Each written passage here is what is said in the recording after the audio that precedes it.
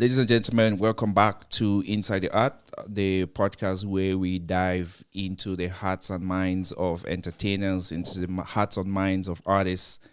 Today in our studio, we have a very special guest.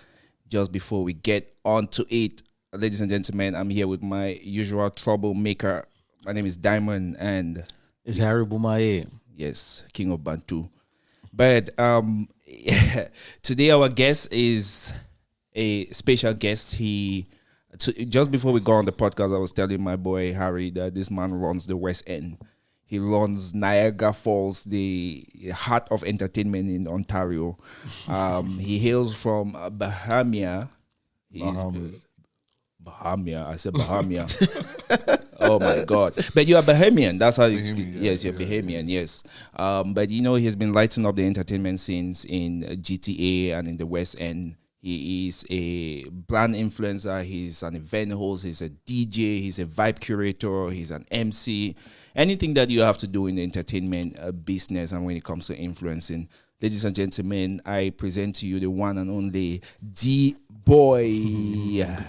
Thank you, brother. Thank you, brother. That introduction was more than necessary and more than needed, bro. I appreciate all the things you said. I'm just happy to be here. The drinks are going, we vibing. I'm with my guys, and we about to have a good time on this podcast. Shout out to Bahamas. Shout out to the Nigerians. Shout out to the Caribbean people. Yeah, we're outside, you know. We're vibing. Shout out Cameroon. Shout out Cameroon. Yeah, So yeah, 3-7. That's where we hail from. For real? You know, when I call this man the king of Bantu, do you know anything about the Bantus? I don't want to get into history now, but you know, we come from very influential tribes and regions of Africa that actually shape humanity, shape blackness. You know, so we're very proud when we're out here and we're talking about we're from Cameroon. But Harry, as we say, is never about us, right? We have a special guest now, Miss, and we cannot wait to dive. But I kind of want to know, bro. Like I like to know where I came from, you know. Like in the Caribbean, like bro, like it's so much history, but it's so much like that we don't know. All we know that okay, we're from Africa, but we don't know. But you know what it is, which part of Africa, where we came from, you know? Yeah, I know. But you know what? Funny thing, a lot of people think that. So even people from Africa don't know where they're really from sometimes. Yeah. People, we cannot zero it down to the exact village where we're from. And there's a lot of migration itself. I know that for the Caribbean or to the Americas, the Africans that left, I mean, obviously left under different circumstances. But then there were other migrations within Africa where there were people that started migrating from maybe in Nigeria and ended up someplace in Mali or Togo. And then you see it sometimes. You see there's a Yoruba tribe in Nigeria, there's a Yoruba tribe in Mali. And it's you see all these little things that happen. You see Even with the Jamaicans, right? Like that's direct immigration from Ghana, right? Ghana, yeah, they say that. So we're all in this together, man. If we all don't know where we're from, but I think that going forward, we could say, I can say I'm from Toronto now. You're Toronto, man. Yeah, not Toronto, man. There's a difference between being from Toronto and being a Toronto man. Yeah, Toronto man, big difference. Big difference. What's a Toronto man and being different? That he can answer that because he made sure he distinguished himself from a Toronto man. A real Toronto man wears shades inside. Facts. Proud of shades, you know? Hey, there's difference between a Toronto man and a Toronto man's. Facts. With the Z. Yeah, the Toronto man's is something. I don't even know what it is because I'm not. I know, but a lot of times I don't know. People say, bro, like a lot of times people say, yo, especially like people from back home. They're like, nah, you really like Canadian now. Like you speak, you talk. Yeah. Like you guys. But it's not only that. It's just like if you were to speak in your back home dialect, bro, I don't think we would understand you like the way we would speak, you know? Yeah, true. And then typical code switching, right? Because when you move out here too, you get tired of not getting understood. Yeah, I know. You get tired of asking for stuff at a restaurant and they gotta say, yourself. "Oh, you mean potato?" or you get tired of talking to girls and they don't understand what you're saying, and then you just learn to say words a little differently, and then you live with it. Bro, I had girls be like, is he speaking English? And I'm like, you just say, sometimes we just make fun about it. We're like, oh, yo, it's the accent. Like, I think settling or like just fitting in as immigrants or when we come to this country is very tough. I remember my first job, one of my first jobs I went to apply at, I think it was one of the elite restaurants. Was it, no, not Peekaboo, one of those elite restaurants downtown. And, in the interview, the first question they asked me, what's your favorite meal? I didn't even know anything. So obviously the answer was supposed to be something on their menu, right? Yeah. And then I was just like, bro, like honestly, if I say my favorite meal, you're not gonna know. And then she's like, yo, just say it. I'm like, Aero. She's like, what? But I was fired. Yeah, you man. Never got the job. Definitely never got the job. But Dee Boy, good to have you on the podcast, man. I think we've been talking about you getting on the podcast for a while, but I'm glad that it's long overdue. Yes, it's long overdue. You're here, but let's get straight into action, man. We got some tough questions for you. We got some chill questions for you. We but love tough questions. Ultimately, we really just want to get to know you. There are a lot of things that I feel like we know each other from different settings, but we've never had the time. I feel like we always talk when there's loud music. So this is probably the first time that we're loud speaking. Music and alcohol. Well, not to say you're not drinking tea here, but but it's club alcohol and taking those shots back. Well, we call this green tea. We just call it. It is green tea for sure. Green tea. Good for the soul. Just put it in some different bottles. D Boy, can I ask your golf? Can you say your golf here? My government name. Yeah. I've always just known you like D Boy, so I was like, on the podcast, I'm gonna put you on the spot. On the spot. No, but it's not on the spot. I usually don't say my government name just because, but it's Dante. I ain't famous yet where people can have a Wikipedia, but one day when we reach that point, then can't you just create one? It's Dante. Can you just create one of those? Create one, but what's the point of creating something that for everyone to know about you? Sometimes that's true. Good to have that little mystery, but it is Dante. Dante is my like a resume. Yeah. It could be like a resume. So how did D Boy come about? How did you segment? How did you move from Dante to D Boy? So my parents it's really like a really crazy story because back when I was in high school, we had I have these close friends, and all of us, our names started with D. All our names started with D, so we used to call ourselves D-Boys. Oh. Back in high school, like lower school, junior school, from grade 7 to 9, my closest friend. I'm so close with these guys to this day. Everyone had a D in our name, so we call ourselves the D-Boys. So there's a couple of D-Boys around the world. Yeah, probably. They ain't as good as me, but they could come close, or they could try. But there's a couple of D-Boys. Okay. And my mom would always still call me D. She still calls me D to this day. My mom still calls me D. So I wanted to incorporate something that I felt passionate about, and something that represents from where I came from back home. So that's how D Boy came along, and my name starts with D. So, but I'm older now, so I might have to change it to D Man. But D Man doesn't sound good as D. That was a lot of D's. There's a lot of D's, and I'm just curious. Just before we get on going, but what if it wasn't D Boy? What would you have called yourself? Well, I don't know. I wasn't even planning to become a DJ, to be honest, bro. DJing wasn't in my agenda for life. Okay. So tell us a story. How did this fall on your lap? So the way I became a DJ is almost like I used to host a lot of parties back in the Bahamas. I had a close friend.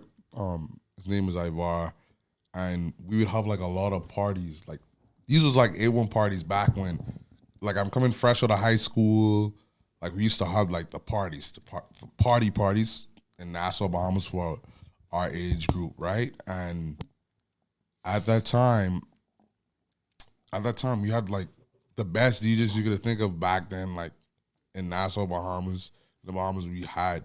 So I was already had a footway in the door, and that was where when I came to Canada, I started hosting parties up here. I was in university, college, but I was in college, and I started hosting parties, and then the region I was in Niagara. We had like a lack of like DJs for like African and Caribbean culture in that region. And even if they did know, they didn't know like they didn't know the songs like they just knew some older stuff. So we needed like a guy that could play like the newest songs. And at that time, I was just hosting parties and hosting events, and I was like, you know what? Let me give this a try. Let me transition into DJing. And I had like a good DJ friend, like one of my brothers, like one of my close friends who was like, his name is DJ Overdose. Mm-hmm. Like, he blasted me with like a lot of music. He's like, yo, bro, just try it and just do it. And it's, anything you need, I'm here, bro. I'm going to just give you a lot of music. And that's not too long ago, right? That's not like too long ago. That was probably maybe like 5-6 years ago, which is crazy because I never thought I would be here talking to you guys as DJ Dee Boy. Yeah. I never thought that the outcome would be like so good. A lot of different opportunities I got, a lot of financial stuff I made is just because of me DJing that I don't think I would have made just being like a regular guy with my degree, you know? So.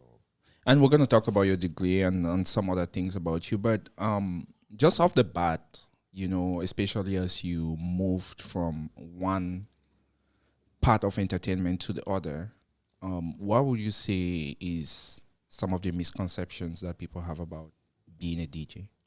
Bro, a lot of misconceptions people have about being a DJ. Sometimes people don't even think like you could actually make money from being a DJ. Like I know, like I got like a lot of questions that people ask, like, okay, how much money you make? And I was like, well, I ain't gonna tell you how much money I make, but it's just like it depends. Whatever you do in his life, everyone take this in. Whatever you do in his life, it matters how much work you put in, how hard you try, how much you build up your clientele. You know, you could be anything in his life, but once you have that clientele that needs you and you offer something of value to people, you could be successful, you know? Yeah. So that's, for the most part, dropping gems. You know, I had to drop gems on people because some people don't know, and sometimes it becomes a thing where people just feel like, okay, you go to university, you go to college, let me just get this 9-to-5 job. Like, I can't be a creator.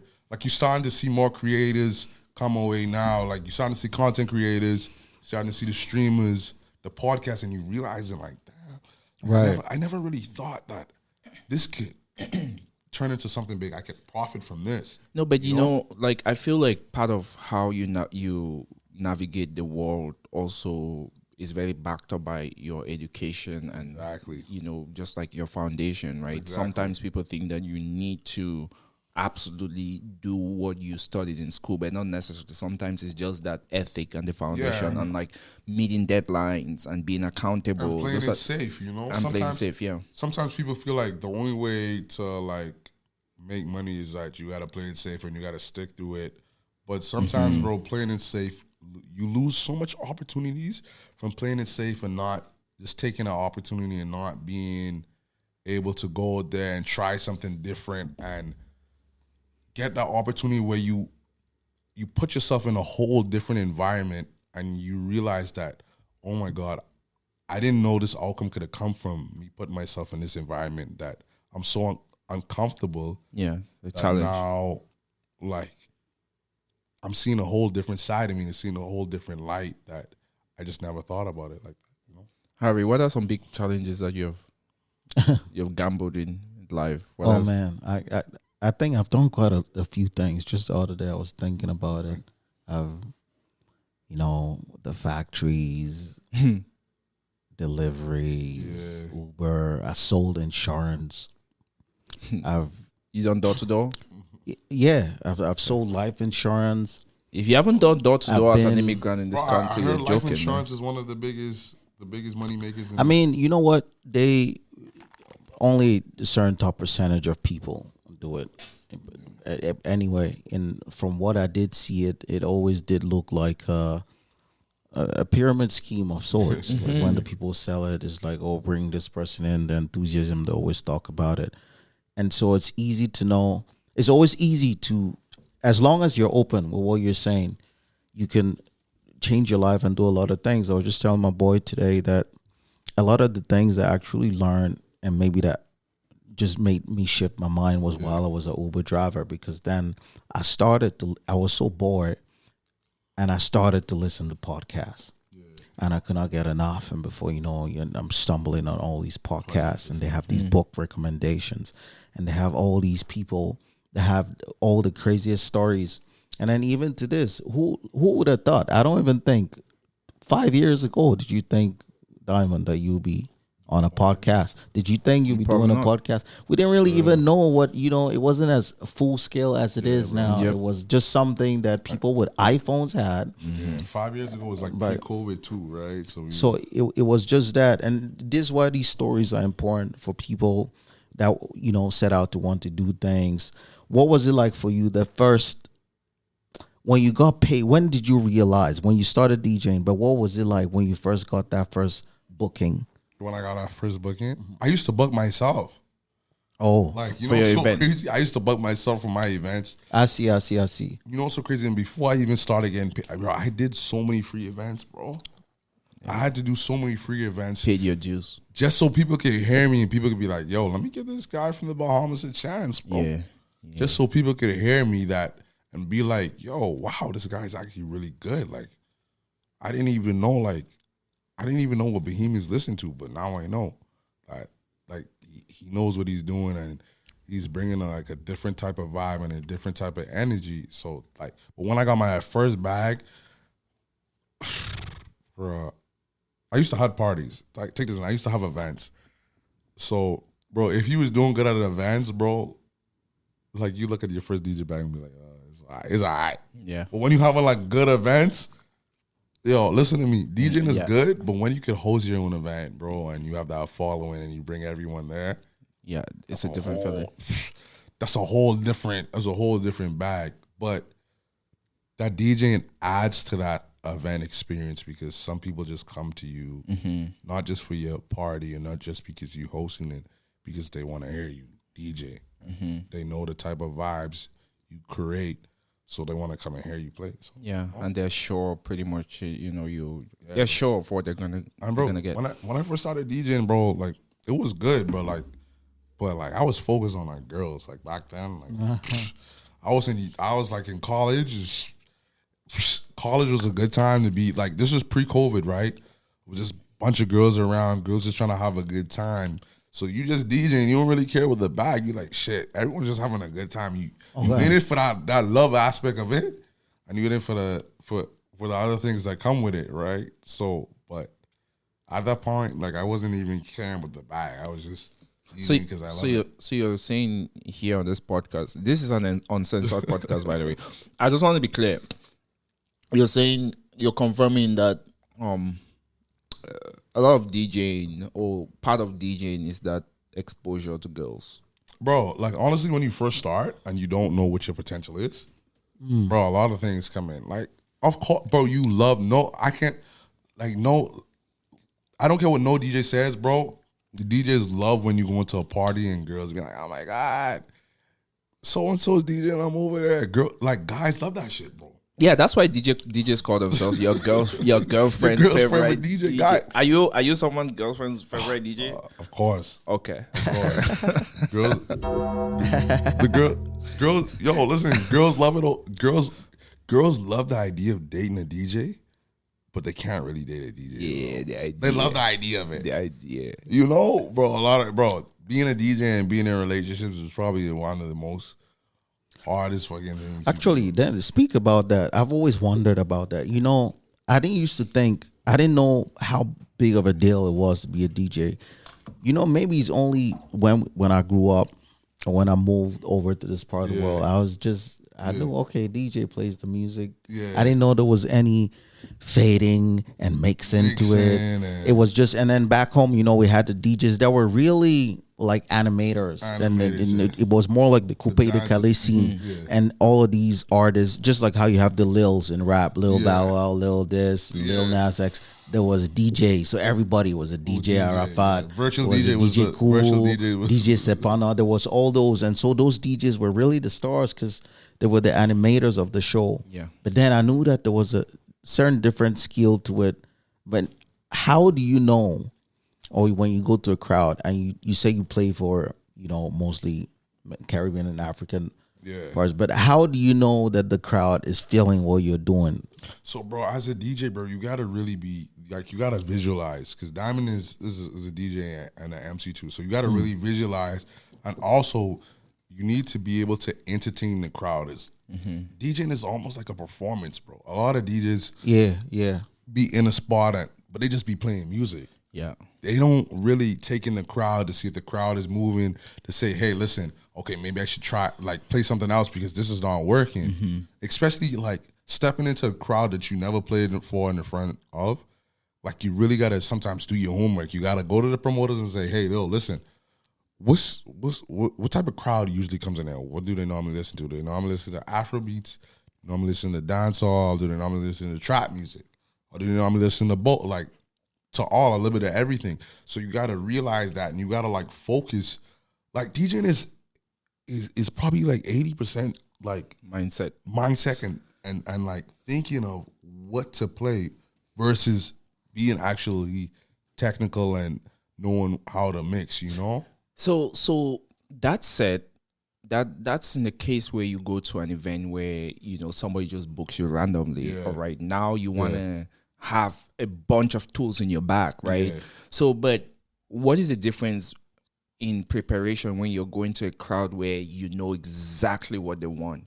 Is it do you have a formula where you're like, oh, I know that if I do this, that is gonna be a shutdown? So with that, like, it's easier because it's almost like you know exactly what they want, So you know exactly what songs to play, you know when to play it, you know how to moderate it, like exactly when I should play all the hits, I should play the warm songs, and I should, like, slow it down. So so that part is, like, easier knowing the crowd you gotta play for, but eventually you still have to, like, go into your bag and fix this and try to improve that. A lot of DJs just get, like, settled and just come into the same venue and try to play the same thing every night, bro. You can't be playing the same thing every night because people can be able to, like, figure it out. People can be able to figure it out and be like, yo, this DJ plays the same stuff. Oh yeah, every like night. I know DJs that I know what they're gonna play after this, after that, after that. It's like I know they're set in my head. So, but what you're saying is that should not limit your creativity. Yeah, don't limit your creativity. I'm not African, but I damn sure could get into my Afro beats bag. I could get into my Afro beat bag, and that's because I learned from Africans, right? Yeah. Right. I learned, like, okay, if I gotta play amapiano, this is the type of amapiano that's gonna get them moving. This is the type of amapiano that I warm up with. This is the type of Afrobeats that I warm up with. And you got to play at this particular BPM. You can't play amapiano at 130 BPM. Exactly. 114, 115. Exactly. That's it. This is the type of Afrobeats I know, like, okay, these guys grew up on. But right. That's called, like, doing your homework. A lot of guys don't do their homework, right? So it sounds like with DJing, is there anything like a natural when it comes to DJing? Is there someone who can be a natural in DJing? Because you got to learn. You could be a natural, the whole instruments, and you could be like some DJs, like, you could be like a natural DJ, but eventually when you grow and you move into, especially in Canada, Canada is one of the most diverse places on earth.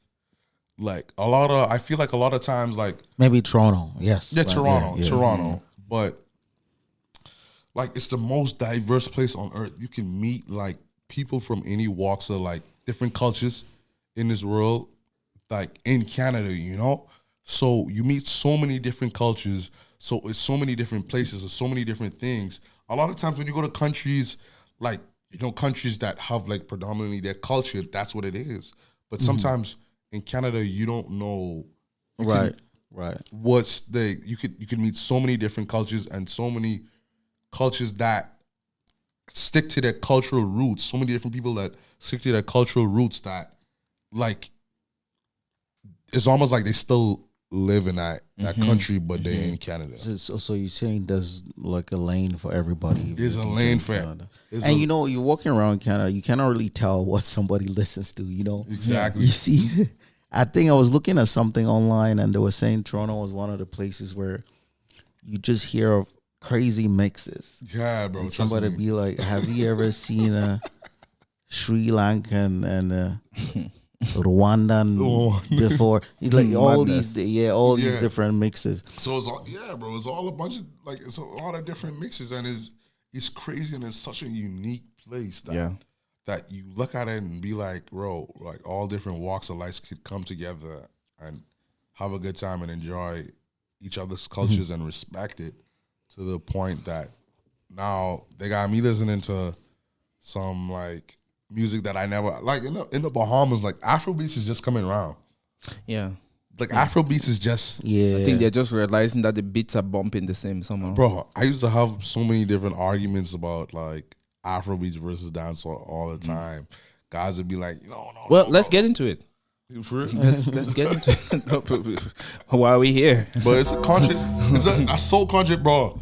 I used to have guys argue with me all the time about like, yo, bro, like Afrobeats is way bigger than dancehall. And I'd have like Africans in my face saying, bro, are you crazy? You know how much people in Africa? And I was like, bro, I don't care how much people in Africa.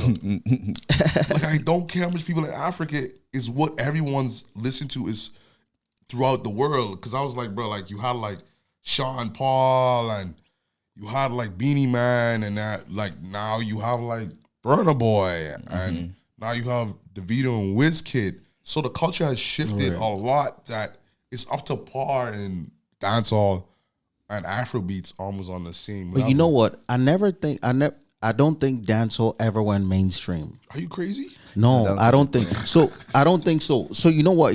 And maybe this is just what I don't know. Dancehall? You never went into a Moxie's and heard them playing dancehall. Yes, bro. I mean, I never walked into an airport in Amsterdam and heard them playing dancehall. They know Sean Paul. No, for sure. But okay, but Sean Paul is the kind of they know Bob Marley. Bob no, Marley is true. reggae. Okay, those are two different. But you know, the mainstream I'm talking about was where, and this is what I think, and also it's not the same time. Even it's now the social media.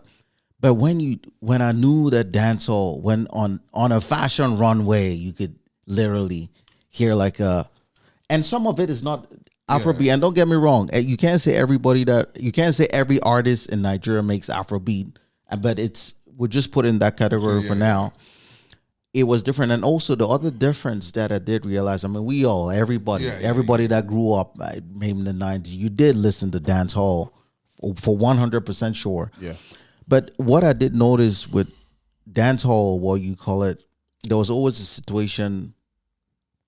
The songs were always bigger than the artist. Yeah. So it was always a situation where you hear a song and then it'd be like, who's that? You see it like a Dexter Daps and they have to hum a song and say, hey, he's the one who sang this song. Yeah. But now it's different where, now you have people's faces worldwide and I think the marketing was just different. Yeah. Because it's just recently that there was big dancehall, or I don't know if I'm calling everybody dancehall. There were big dancehall artists that just have shit videos, man. Yeah. It's recent that you started seeing beautiful dancehall videos. I was shocked. So just this year, you heard about Yacht Fest, right? Yeah. Yacht Fest, which was in Pickering over there, and I was so shocked when I seen the artists. Because these are songs that I grew up listening to. What the bam bam. Bro, those songs are bigger than the artists, bro. Yeah. Like I seen the guys, I'm like, you sang this song? Like even this lady Sutherland, what's her name? Nadine Sutherland. She sings this bro, very popular song. If I hum it in the first 3 seconds, you know. But I was just shocked and I seen them, I'm like, wait. It's you. I grew up listening to this thing my whole life when I was young. I just would never even imagine that it was you guys. Not that one is big. I just think that there are some differences in more when you're looking at the limelight, the presentation and the marketing for Afrobeat. But it was different than the one for dancehall. So if you look at it now, how everything now you could put a face to it, like you was talking about. Like before, we didn't have social media. Right. We didn't have like TikTok. Like we didn't have TikTok. We couldn't get the word out there and put a face to it. All we had was the radio all you had was an MP3 download. Yeah, and All that's you why I had was give a- those. was That's a why I CD. give those guys a lot of credit for No, for breaking sure. through The songs. continents without social media, right? And that's Exact- how I give them. And it's a credit. little population of people. When you really do think about Exactly. it, when you think about like Per Jamaican music, capita, you know? when you think about Jamaican music and how it traveled the world, Exactly. man, there's more Jamaicans outside of Jamaica than in Jamaica. It's not like you know, so up to 30 million of but, these but, people. but it's But almost the music went over, you know. But you know why? It's because the influence of like Caribbean people, you know, like not just music wise, but when you see like stuff like when you watch TV and they'd have someone talking in a Sports. certain accent, You the know. sports And the movies. and the yeah. movies, when you have someone talking in an accent, like the first accent people thinking about is Jamaican. Yeah, a vacation. Even from before, like Nigerian or any other Caribbean country or any other African, all it's in is everyone know what Wagwan means or like that Yeah. accent. Okay. You know, man. You know that Yeah, that Yeah, that, yeah. So that that pivot the culture and the, the Jamaican music culture itself, yeah. to a whole different level that people love the music. People didn't just love the music; they loved the vibes.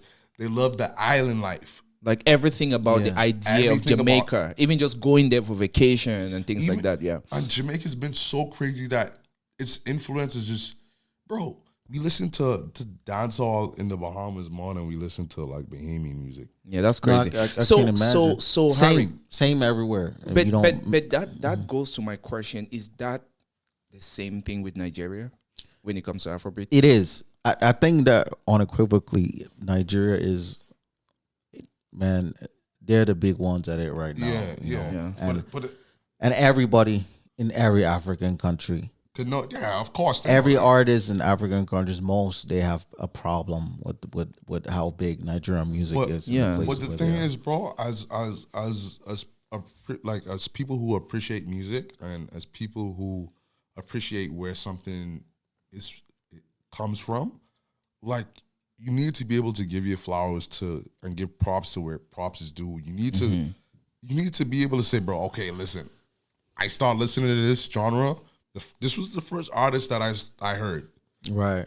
And mind you, other artists came before, but this is the one that I heard this freaking one song that I really love. You know? Bro, like Afrobeats has been around, like all Africans fight me on this. Yeah. It's been around so long, and like it's getting to the point where everyone loves the Afrobeats. I'll argue not that long, but that's for another day. You know, but Yeah. like I don't know, but these African guys be No, arguing. no, They say- I don't. It's not they say- been around. They say that. it's been long. No, but Nah. it depends on. I don't The think thing it's is, been you around need to that know the long. difference between Between Afrobeats Afrobeats. and Afrobeats, Yeah. right? Afrobeats is what we're listening to now. True, yeah. Right. Afrobeat was, found by Fela Kuti, Fela, and yeah. that was the beat. But now the beats is the fusions, right? The Afro melody, Melodies, Afro exactly. zouk, Afro whatever Burna Boy Yeah, does, right? Like yeah. Afro fusions. That's the and Afro it's- beats, right? But arguably, even in Toronto, like going back to that initial argument or contest of which is bigger, what would you say? What would you say is bigger? In terms, you Afrobeats mean or like dancehall? Afrobeats or dancehall? Yeah, Wood is a bigger genre. yeah. To be honest, bro, like I would still feel like dancehall is bigger than Afrobeats. But let me explain my point. Yes, land. Let me explain my Lad- point before you lad. Africans jump on me. Hey, no, I don't have stakes. I got But- enough from Nigeria. It's cool. But the thing is, because everyone grew up, Afrobeats has some mainstream songs that you cannot take away from that you grew up on, that I grew up on. It's just like a lot. I mean, sorry, dancehall. Dancehall. Sorry, my bad. Dancehall. Right. Dancehall has a lot of songs that you grew up on, that I grew up on, that are still to this day our parents knew about it. Yeah, for sure. You know, our like parents, like people 60s, 70s, and know about it. And I would say dancehall is bigger is just because the Jamaican culture on the whole is a bigger culture than a lot of cultures in the world. I mean, you know what? I think that there's something to be said for both sides of the coin. But the thing that I do notice is that if you were in Iceland, for instance, if you could bet your life, if you went to a random club in Iceland, you could play murder, and they said your life depends on this one track. No, they just say your life depends on this. What song are they gonna play here? Would you hear Afrobeat or would you hear dancehall? 100%. I say Afrobeat now. These days, what song you would play? Oh, because it's crossed over so much that you could hear what they call Afrobeat. To a 50-year-old lady, what Afrobeat song you could play? I'll play Calm Down. You play Calm Down. You play Essence. You could play Last. I mean, Last is for people that know it. I think see that's where we get, because like I don't think my mom would know like Last. Okay, maybe not Last. That's why I was hesitant to say that. But if Rema, they will know Calm Down. I think she might know Murder She Wrote. But you have to think. No, for sure. Well, no, but you know what you're saying. We're saying the same thing. Yeah, and it's really not. It's really not a battle. But what you're saying is like saying 90s R&B is bigger than today's trap music. Well, everybody knows you could still go somewhere and hear them play Michael Bolton or Boyz II Men. It doesn't mean that is bigger. It doesn't mean that there's. It doesn't mean that there's really any dancehall artist that could sell out Madison Square Garden and for real. There's none. There's no dancehall artist that could sell out. Vibes Cartel. Okay, so except for him. Maybe, but that he could sell out Madison. Call me Square another Garden. name though. That's it. That's all you guys can. That's well. No, I but don't not all get to three. the mass now, but when you go into Caribbean, what's the that's big venue the in only Toronto person again? that they could call. Vibes Cartel. What's the big venue in Toronto again? I forget it. Rogers. But it has another name now. The Scotiabank Arena. Scotiabank Arena. So when you get an artist that we could sell out the O2 Arena, Madison Square Garden and Scotiabank Arena, when you have a genre that has 4 artists that can do that, so I think that's bigger. So take this in. Just because someone's like, take this in. Just because someone's more relevant right now, true, doesn't mean they're a bigger artist, bro. No, okay, I see. I would not even dispute comparing. I remember there was a comparison between Vibes and Wizkid one time, because and I found that ridiculous because I think Vibes is bigger than Wizkid. Wizkid, for sure. And the thing is, not to cut you off, but damn, I don't think so, man. What? yeah, it is. No, I don't think. So. Oh yeah, Vibes is bigger than Wizkid. For I sure. don't think so. Vibes Cartel is definitely. You know why? You know why? Okay, here's the thing. If you need, okay, bro, don't mind that Vibes. You crazy. No, that's if we live in Canada, right? No, if you went to the whole world, the whole world. Okay, if you went to a random village. They don't know any part of the world. What Wizkid song you play? And you said, dude, you would play. Soccer. You know what? Now that you say it, I think about it. You play Essence. I'll play Fever. And you play Essence. Maybe you play Fever, but you guys are not even talking about the big songs. The big songs that broke out, bro. When we started, the songs that broke Afrobeat in mainstream into this kind of cultures was songs like Soccer. Right? Yeah. No, the artist who broke Afrobeat is it's not even Mr. Flavor though. It was Eve and Fall. Yeah, Mr. Flavor, and then Eve by Davido. Eve and Fall. Davido broke Afrobeat to the world. Like with Eve and Fall, for sure. Especially when he did O2. This is not even when you had artists that. But now that you say it, and I'm thinking about it again, exactly. But that's what I'm saying. There's maybe like 10 songs from Afrobeat that you can play, but there's like hundreds from dancehall that you could play. There's maybe like 6 songs. Really, when you think about it, let's try to count the songs that you could play from Afrobeat that you hear everywhere. So for sure, Essence. Yeah, Mr. Flavor, Sour Lake. Yes, because that's a song that people should know. You know what? But you know why though? Because it has that dancehall undertone. Yeah, that's why it has the reach. And then you would have. Water last, but that's I'm a piano. I guess Water Tyler. I think that's R&B, man. Like, I can't believe, man. Who knows? But she's a who knows? She's a piano. Yeah, but artist. That's what I'm saying. They're grouping artists now by where they're from, not what they sing, right? So if a Nigerian artist sang country music, they would say it's Afrobeat. Yeah. Afrobeat, yeah. But when they start doing it like that, it kind of waters it down. But when you think about No, Water for me, I think is an R&B song. Chris Brown could have sang Water. Yeah, Chris Brown could have. But the beat though, Chris Brown wouldn't. I mean, It's the same. It's like, okay, you know about music, right? Cadence. It's R&B cadence. Yeah, but it's just like this song. There's this song with there's this Omarion song. There's this Omarion the distance. That's an Afrobeat that could song. be Yeah, a piano song. Oh yeah. But that's an Omarion song. And when I think about that song too, it sounds like it could have been a Justin Bieber song. Yeah, you're right. So yeah, anybody could have sang "Make Me." That Water song. Let's see. I think Rihanna could have sang Water. Could sing, yeah. Well, but they didn't. Tyler did. No, but I'm saying if Rihanna cannot sing. If it's an Afrobeat song, then it's not. It will not seem like a song that Rihanna can sing.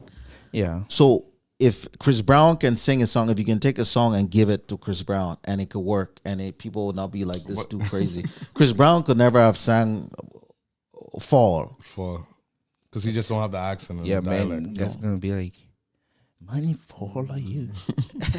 I mean, they could try. Yes. But I get what you're trying to say. But you do have some people that could switch it up, and just like Drake can really switch up his stuff, and he can make like different. I have a theory though. What's his theory? What's your theory? My theory, it always gets me in trouble. I think that Drake is the greatest artist to ever live. Yeah. That's what I personally No, think. I think so too. Yeah. But the thing is, and like with me, like I like to call it ace and a spade, right? It's just that like, and you'd have like a lot of Americans just don't. A lot of Americans just where they just ain't like they're just in America. They don't understand like the culture scene, and they don't understand like, okay, if you was from Toronto, the way like Drake speaks, it's because that's how people in Toronto speaks. You don't have to be like a Jamaican, or you don't have to be like, it's so many different cultures in Toronto that it's so easy to be influenced by it and make a song like that, and then without calling someone a culture vulture, right? Yeah. But sometimes people just need a villain or someone to hate. Well, that's No, what but makes, I mean, and that's also the biggest. They know it's not like Drake has been running the game for like 15 years. So Harvey, let me ask you a question. When you found out that Drake, his songs have been written by someone else, like not all of them. Not all of them. Does that make you feel any other way about it? No. Not all of them. And also, so something about writing songs. If I'm making a song here, and you say, hey, instead of yours, say yeah.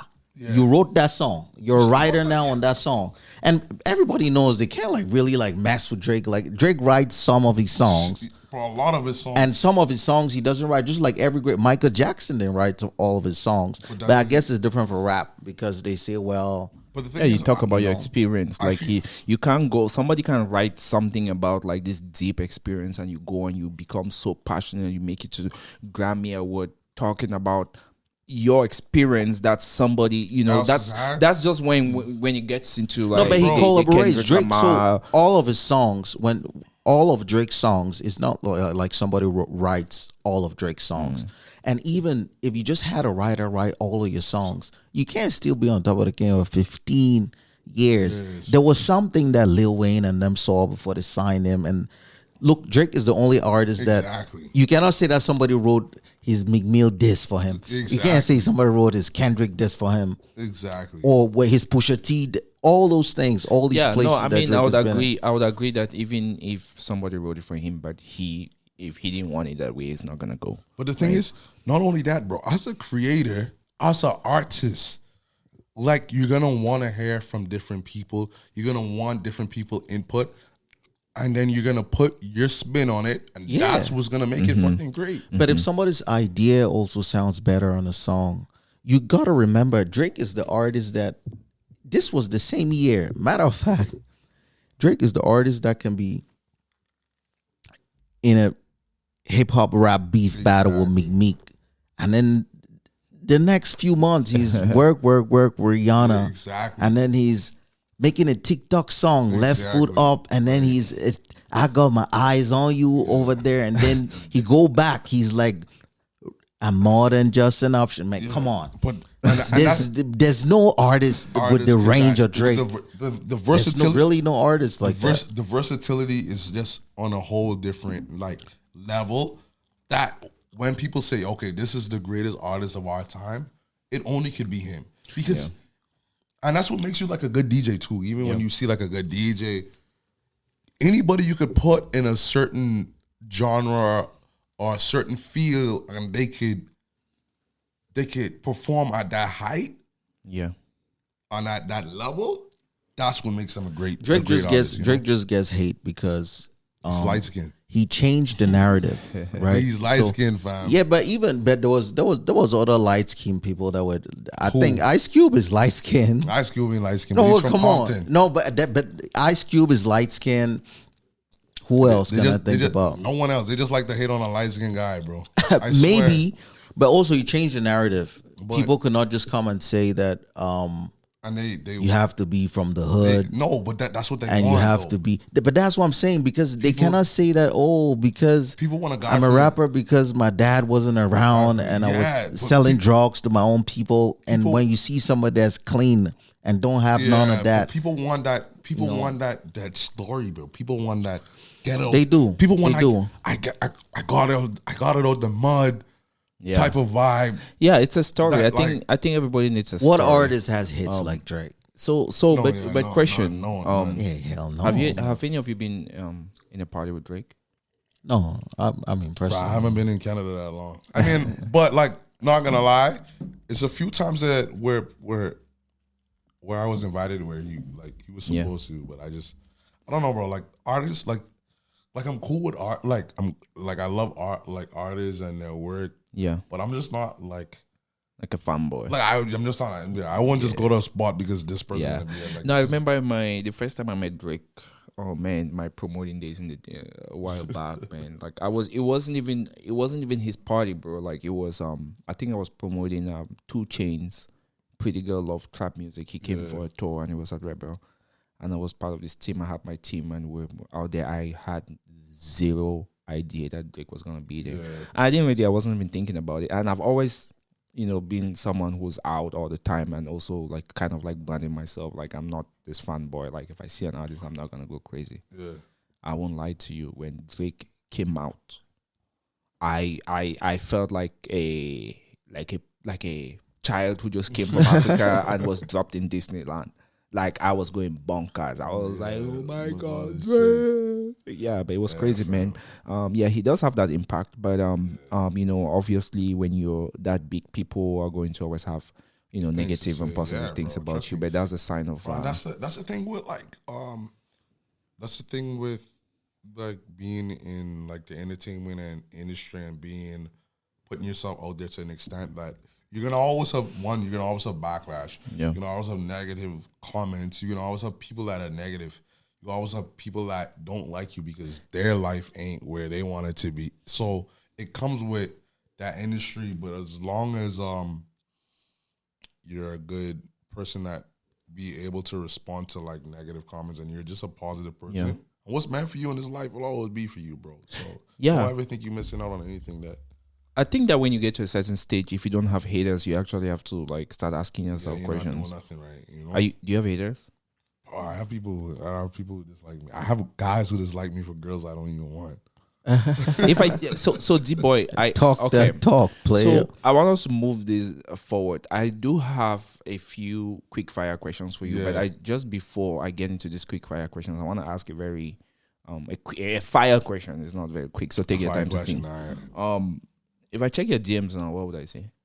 Bro, you see a lot of like honestly, like I converse with I have a lot of like female friends, bro. And then on top of that, like I have a lot of friends. DJs. I have a lot.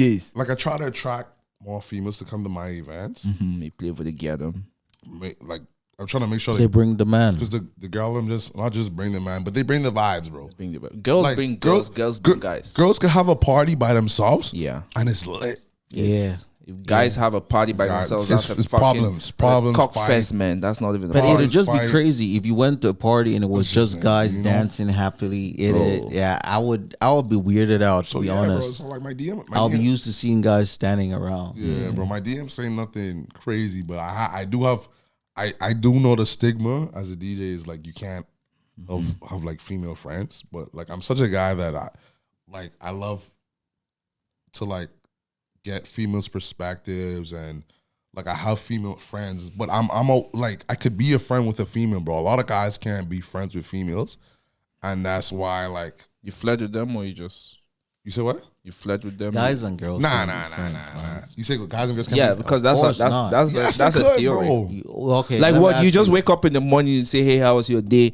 Da. What did you eat? And then But you call that's- it. so There's wha- no how come- exterior motive. How come guys that are friends with girls? So how come guys never have bad-looking female friends? Where if it Bro, was I really know a true guys are friendship? bad. No, if it Bad-looking was really a female true friends. friendship, like how guys could be friends with Ugly a girls? 7-foot guy could be friends with a 4'11" dude and the big. But for why do guys?